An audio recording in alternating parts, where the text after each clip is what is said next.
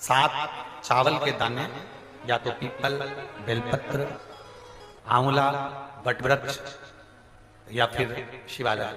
7 चावल के दाने आप इन जगह में से कहीं पर भी अगर आप समर्पित कर देते हैं तो उसके बाद आप जो जिंदगी जी रहे हैं और 3 महीने फिर आप अंदाजा लगा कर देखना कि आपने जो 7 चावल के दाने इन स्थान पर अगर आपने समर्पित करे तो उसका फल पितरों को मिला कि नहीं मिला और उसका फल हमें प्राप्त हुआ। कल पवित्र श्रावण महीने की शिवरात्रि का उत्सव मनाया। करोड़ों भक्तों ने अपने अपने घरों में रहकर भगवान शंकर की पार्थिव लिंग का पूजन किया और पार्थिव लिंग का पूजन कर कर आप और हम सब कृतार्थ हुए। शिवलिंग पर शंकर भगवान के शिवलिंग में 3 जगह ऐसी है जहां पर पुष्प या इत्र या बेलपत्र या सुगंधित पदार्थ भगवान शंकर को समर्पित करा जाता है तो रोग से निवारण होता जाता है। 3 स्थान समझेंगे। ये शिवलिंग जलाधारी अशोक सुंदरी का स्थान मध्य में, इधर गणेश का स्थान, इधर षडानंद कार्तिकेय का स्थान। 3 स्थान हैं जहां पर बन सके। अगर आपको लगता है कि मैं जांच कराने के लिए डॉक्टर के पास जा रही हूं और डॉक्टर ने बोला है कि कोई बड़ी बीमारी तुमको लगती है तो जांच कराने जाओ, डॉक्टर बोले जांच कराओ, जितनी रिपोर्ट होना आना चाहती है आए, पर उससे पहले अगर 3 जगह पर इत्र समर्पित कर दिया जाए, इत्र हो या सुगंधित कोई पुष्प हो, इत्र या सुगंधित पुष्प,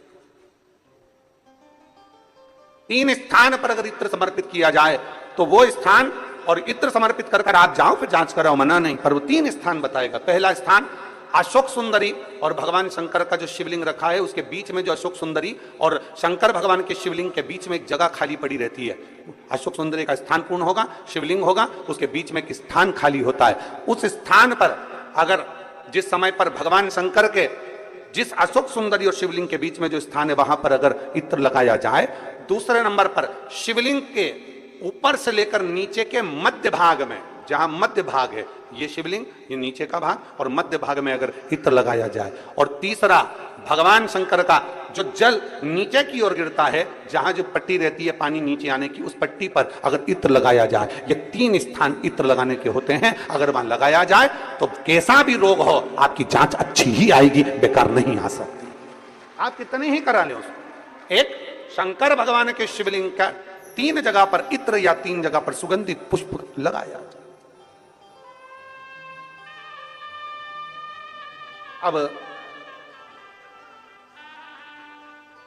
जब आप लोग अभिषेक करने बैठते हैं या पूजन करने बैठते हैं या शंकर जी के मंदिर जाते होंगे, कौन कौन जाता है शिवालय? सभी लोग जाते हो? बोलो हर हर महादेव। शिवालय जाते हो तो शिवालय में जाकर जब आप इत्र चढ़ाते हो भगवान पर, यहाँ इत्र लगाया आपने, फिर यहाँ पर भी लगा देते हो, यहाँ पर भी लगा देते हो, यहाँ पर भी लगा देते हो, सब दूर इत्र लगा देते हो।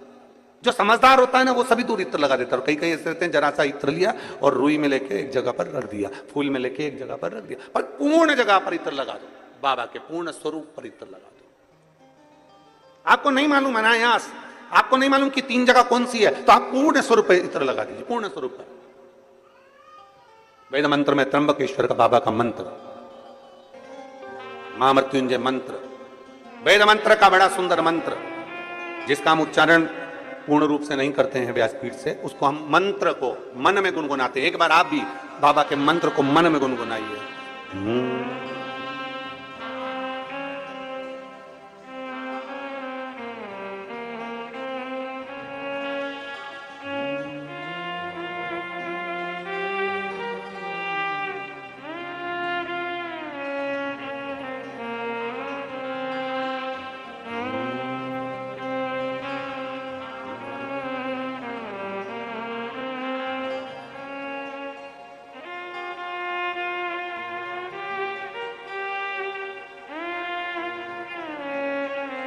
भगवान शिव का त्र्यंबक मंत्र का स्मरण करें, और नहीं कर सकते तो पंचाक्षर करें नमः शिवाय, नहीं कर सकते षडाक्षर करें ओम नमः शिवाय, नहीं कर सकते तो श्री शिवाय नमस्तुभ्यम का स्मरण करें। आपको नहीं ज्ञात 3 जगह का वर्णन, यहां तक शिव कथा कहती है, ये जो कई लोग कहते हैं हमारे कोई बच्चा जन्म से जो होता है ना, और कई बच्चे से जन्म से होते हैं जिनकी बुद्धि विकास नहीं कर पाती है। डॉक्टर कहते हैं ये बच्चा अन्य बच्चे से 2 साल 4 साल 3 साल 6 महीना पीछे चलेगा। अब माँ सोचती है मेरा बेटा 2 साल 4 साल 6 साल पीछे अन्य बच्चों से। हाँ, तब उस जगह पर शंकर भगवान के शिवलिंग अशोक सुंदरी की जगह और मध्य का जो खाली स्थान है, मध्य का जो स्थान बचा हुआ है, वो स्थान कई बार लोग कहते हैं गुरुजी ये पार्वती जी है, ये शिवलिंग है, ऊपर जो जलाधारी में से जल बह रहा है, शंकर जी की 5 लड़कियां हैं, जया विषहरा शामली बारी दौतली देव, ये अशोक सुंदरी, ये गणेश कार्तिकेय का स्थान। जो बीच में अशोक सुंदरी और शिवलिंग के बीच में जगह है, वो स्थान किसका है? शिव पुराण में इसका लिंग पुराण के अंदर वर्णन आता है कि वो स्थान भगवान शंकर की जो जितनी सती उमा कात्यायनी कुष्मांडा स्कंदा जितनी महागौरी जितनी माताएं पूर्व में रही हैं, इन माताओं का स्थान शंकर ने यहां रखा है। और वो स्थान ऐसी जगह है, अगर कोई बच्चा कितना भी पीछे है, डॉक्टर कह दिया इसको कि ये अन्य बच्चों से 2 साल पीछे, अन्य बच्चों से 4 साल, इसका विवेक काम नहीं कर रहा। एक छोटी सी बेलपत्र, एक छोटी सी बेलपत्र, छोटी सी बेलपत्र भी छोटी, और उस छोटी सी बेलपत्र को उस स्थान पर अशोक सुंदरी की ओर डंडी कर उस स्थान पर छोटी सी बेलपत्र को रखिए और 3 बार उसी स्थान पर जल समर्पित कर वही बेलपत्र बेटे को लाकर बच्चे को, वो खाए ना तो पीस कर कैसे भी उस बच्चे को धीरे धीरे देना चालू करिए। आप खुद अंतर देखेंगे कि 3 महीने 4 महीने में उसका विभाग, उसके विवेक में, उसकी बुद्धि में अंतर आया कि नहीं। वो स्थान की मूलता, वो स्थान की। और शंभु शरणे पड़ी मांगू घड़ी रे, दुख काटो दया करी न दर्शन हो। शंभु शरणे पड़ी मांगू घड़ी रे, दुख काटो दया करी दर्शन। एक छोटा सा पुण्य, एक छोटा सा सत्कर्म यदि हमारे जीवन में हो जाए तो ये मानकर चलें कि कहीं ना कहीं प्रभु कृपा से हम केवल एक कुल को या एक पीढ़ी को नहीं, हमारी 71 पीढ़ियों को पार उतार देते हैं। ऐसा पुण्य हमारे खाते में आ ही जाता है।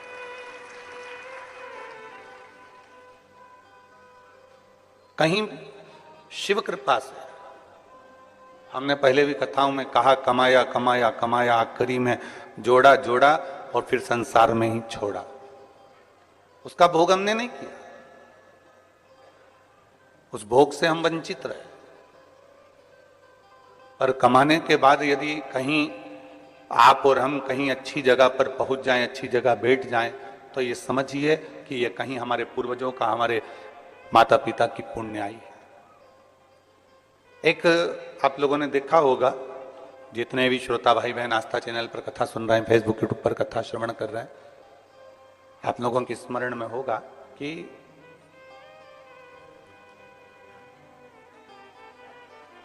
ऊंट वाले आते हैं, भेड़ वाले आते हैं, भेड़ चराने के लिए आए, ऊंट वाले ऊंट लेकर भेड़ लेकर आए और जंगल में भेड़ चराते हैं।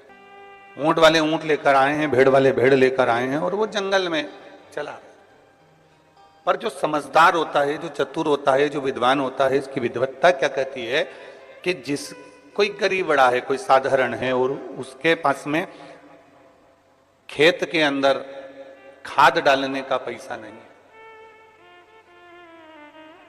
उसके पास में खेत में दवाई डालने का पैसा नहीं है, खाद डालने का पैसा नहीं है, तो वो चतुर व्यक्ति क्या करता है कि वो ऊंट वाले से कहता है, भेड़ वाले से कहता है, भैया तुम एक काम करो, ये भेड़ों को हमारे खेत में ठहरा,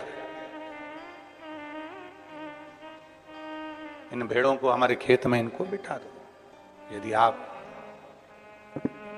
इन भेड़ों को हमारे खेत में बिठा दोगे, इन भेड़ों को हमारे खेत में अगर विराजमान कर दोगे, बिठा दोगे, ये आवाज आ रही है ना गुनगुन, ये बंद करो ना। इन भेड़ों को आप हमारे खेत में बिठा दीजिए, इन भेड़ों को आप हमारे खेत में थोड़ा रात्रि भर के लिए बिठा दो। उसको मालूम है कि मेरे पास में गला पकड़ रहा है, उसको मालूम है कि ये मेरे पास में ना तो मेरे पास में खाद का पैसा है, ना मेरे पास में दवाई का पैसा है, ना मेरे पास में कुछ खेत में डालने का कोई पैसा मेरे पास में नहीं। मैं साधारण किसान हूं, मैं गरीबड़ा किसान हूं, मेरे पास में ये सब चीजें नहीं है, मेरे पास में ये कुछ भी है ही नहीं। अब उसने ऊंट वाले से कहा कि भैया इसको तुम मेरे खेत में बिठा दो। क्या होगा उसको बिठाने से? अगर भेड़ खेत में बैठ जाएगी तो उसके होगा क्या? किसान को मालूम है कि एक बार भेड़ अगर इतनी सारी संख्या में खेत के अंदर घूम लेती है, बैठ जाती है, और जब वो कहीं ना कहीं किसी ना किसी रूप में अपने मल का त्याग करती है, तो उसकी जो खाद होती है वो 1 वर्ष के लिए नहीं, कम से कम 5 वर्ष के लिए खेत में एक अच्छी फसल का कार्य कर देती है, एक अच्छी खाद का कार्य कर देती है और अच्छी एक दवाई का कार्य कर देती है। किसान को मालूम है कि मेरे पास में इतना धन नहीं है, किसान को मालूम है कि मेरे पास में इतना पैसा नहीं है। उसने एक ही काम करा कि इन भेड़ों को मेरे खेत में बिठा दो, वो बैठ जाएगी ना तो बस उतने में मेरा काम हो जाएगा और मेरा 5 साल तक अच्छा चल जाएगा, केवल बैठने से। और यही शिव महापुराण की कथा कर रही है कि आपको मालूम है कि हमारे पास में धन नहीं, दौलत नहीं, संपदा नहीं, वैभव नहीं, सत्ता नहीं, हमारे पास में कुछ भी नहीं है। मान लो हमारे पास कुछ है ही नहीं। शिव महापुराण की कथा में वेदव्यास जी कहते हैं तो एक काम करो, जैसे किसान भेड़ को अपने खेत में बिठा लेता है तो 5 साल तक उसे खाद डालने की जरूरत नहीं पड़ती, 5 साल तक उसे दवाई देने की जरूरत नहीं पड़ती, खेत में फसल अच्छी होती है। उसी तरह जो एक बार शिव महापुराण की कथा में जाकर बैठ जाता है, उसके 5 साल तक उसको सोचना नहीं पड़ता, उसके जीवन का एक आनंद अपने आप उसकी अग्रणता में आता चले जाता, अपने आप वो आगे बढ़ता चले जाता अपने आप। आप लोग तो ये शास्त्र में तो हम लोग भेड़ का अगर चरित्र पढ़ रहे हैं तो 5 साल का बोलते हैं, पर शिव महापुराण की कथा तो यहाँ तक कहती है कि आपने अगर भगवान शिव की पवित्र कथा में, भगवान शंकर के मंदिर में, भगवान शंकर के शिवालय में, भगवान शंकर के भक्त के लिए, शिव भक्त के लिए शिवालय में या कथा में या अन्य रूप से अगर हमने 98 भी खर्च करी है तो उसको एक छोटी सी डायरी में लिख के रख लेना चाहिए कि हमने इतनी तारीख को ये रुपया यहाँ खर्च किया है, पुराण में, शिवालय में या शिव भक्त के लिए किया गया है, उसको लिख कर रखो।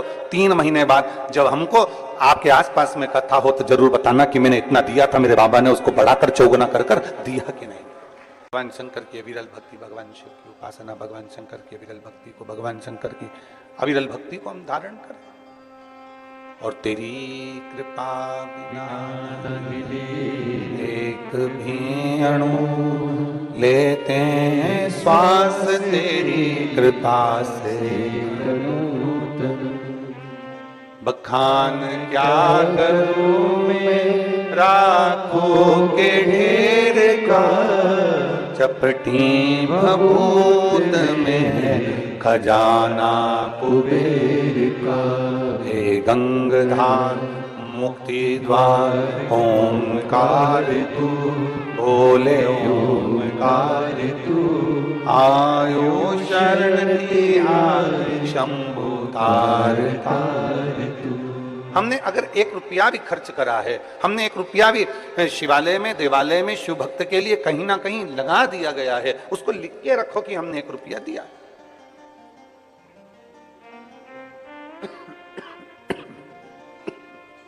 हमने 1 रुपया समर्पित किया, समर्पित किया। साधारण नहीं है शिव पुराण और साधारण नहीं है शिव भक्ति।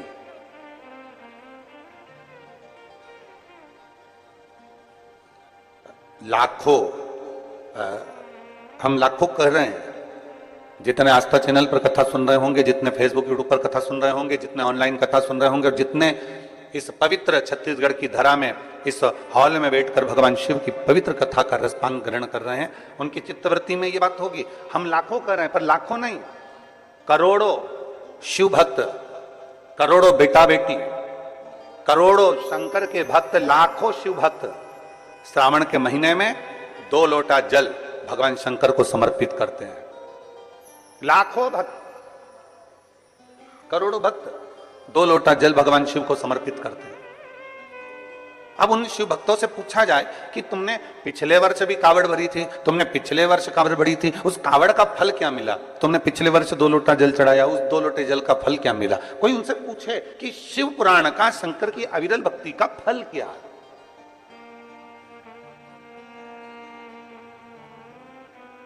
आप इतनी संख्या में बैठे हो, कहीं ना कहीं बाबा ने आप पर कृपा करी है। ये यजमान परिवार जो है, सभी शुक्ला जी, पिल्लई जी और खंडेलवाल जी, आदि सिन्हा जी, ये सब यजमान परिवार तो बन के बैठे हैं, इनके ऊपर तो प्रभु कृपा हुई है। पर जितने श्रोता भाई बहन यहाँ बैठे हुए हैं, वो भी तो अपनी बुद्धि से जरा विचार करें कि हमारे पूर्वजों ने ऐसा कौन सा पुण्य कर दिया था जो सावन महीने में हम यहाँ आकर बैठ गए, भगवान शंकर की कथा का रसतत्व हमने ग्रहण कर लिया। ऐसा कौन सा पुण्य हमने किया था?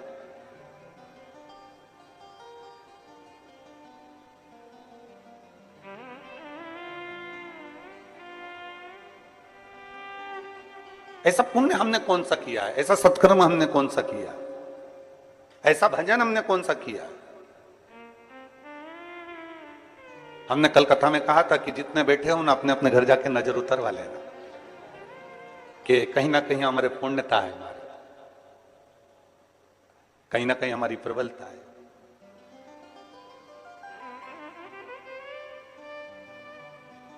और बड़ी वो कहते हैं, सोने की चेन अगर गले में पड़ी हुई है या सोने का मंगलसूत्र पड़ा हुआ है, तो उसको देखकर चोर तुम्हारे करीब में आता है। और मान लो सोने की चेन है ही नहीं, सोने का मंगलसूत्र है ही नहीं, रुद्राक्ष धारण कर रखा है या तुलसी की माला पहन रखी है, चोर आएगा बाजू में, उसको मालूम है 5 रुपए की तो बाजार में मिल जाती है, 10 रुपए की तो बाजार में मिल जाती है। जब कोई व्यक्ति मरता है तो मरने वाले व्यक्ति के शरीर पे से सारा सोना रात को ही उतार लिया जाता है, संपूर्ण सोना।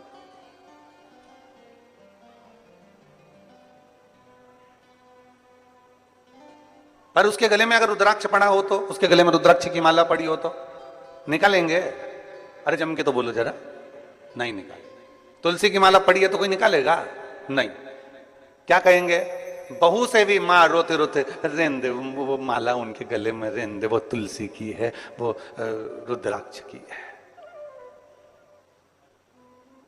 पड़े रहने दे, वो तुलसी की माला है, वो रुद्राक्ष की माला पड़े। क्यों?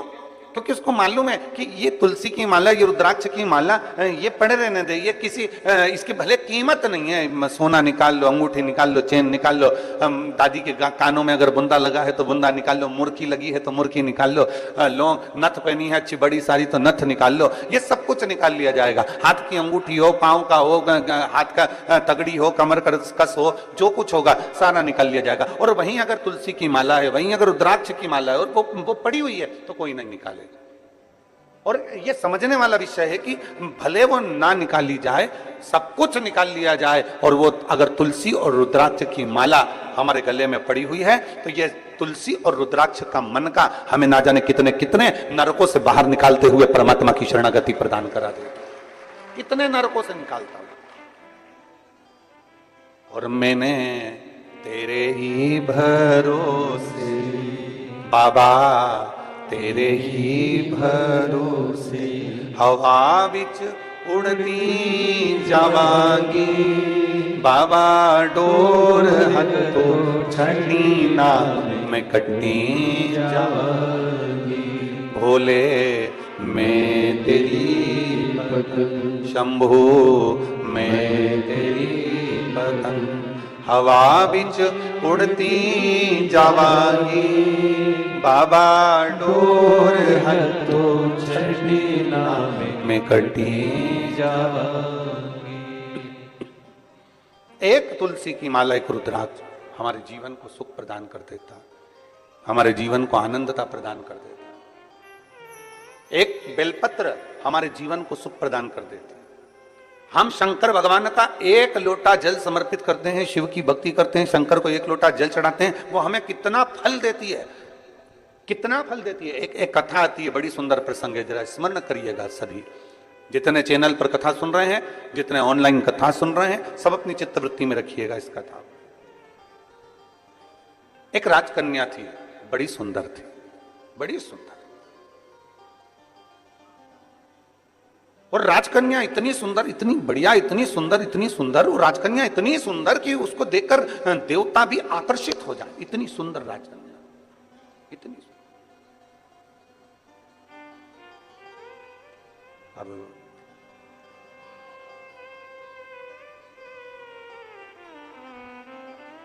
कन्या सुंदर थी, राजा को चिंता लग गई जब कन्या बड़ी हो गई। कन्या बड़ी हुई और चिंता लगी। किसको चिंता नहीं होती?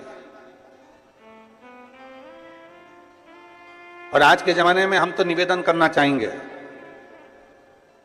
बेटों की शादी की चिंता करो, बेटियों की शादी की मत करो। क्यों? क्योंकि बेटी इतनी मेहनत कर लेती है, इतनी लगनता से काम कर लेती है कि बेटी के लिए तो ढेरों संबंध आना चालू हो जाते हैं। उसकी लगनता, उसकी मेहनत उसको आगे बढ़ा देती है। और बेटों की चिंता इसलिए करना जरूरी होती है कि पिता अपने बेटे को काम पर लगा देता है, जा दुकान देख ले, जा व्यापार देख ले, जा ये कर ले, जा वो कर ले। करता वो भी है मेहनत, ऐसा नहीं कि मेहनत नहीं करता।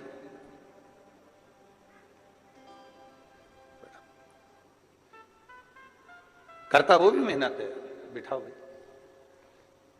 ऐसा नहीं कि वो मेहनत नहीं करता है, उसके पास में मेहनत करने का कुछ क्रम नहीं होता, वो मेहनत करता है, करता। पर चिंता हमें बेटी की नहीं, चिंता हमें बेटे की रहे। बेटी अगर लगनता से मेहनत कर रही है, अपने पिता के कार्य के प्रति जागरूक है, अपने पिता के वचन के प्रति जागरूक है और अपने पिता के बोले हुए शब्द के प्रति जागरूक है, तो फिर बेटी की चिंता नहीं रहती, फिर बेटी की चिंता नहीं। शिव पुराण कह रही है, भगवान शंकर का संवाद कर रहा है, भगवान उगड़दानी का संवाद कर रहा है, भगवान शंकर की एक शिव भक्त, एक भगवान शंकर की अविरल भक्ति, भगवान शिव की उपासना, भगवान शंकर की अविरल भक्ति को, भगवान शंकर की अविरल भक्ति को हम धारण करें। और तेरी कृपा बिना एक भी अणु लेते हैं श्वास, तेरी कृपा से बखान क्या करूं मैं राखों के ढेर का, चपटी भभूत में है खजाना कुबेर का। हे गंगाधार मुक्ति द्वार ओंकार तू, बोले ओंकार तू, आयो शरण तिहार शंभु तार तार तू। हमने अगर 1 रुपया भी खर्च करा है, हमने 1 रुपया भी शिवालय में, देवालय में शिव भक्त के लिए कहीं ना कहीं लगा दिया गया है, उसको लिख के रखो कि हमने 1 रुपया दिया।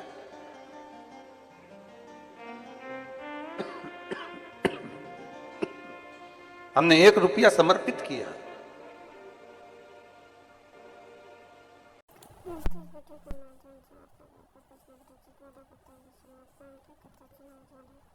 आप लोगों को वीडियो पसंद आए तो लाइक, सब्सक्राइब करें।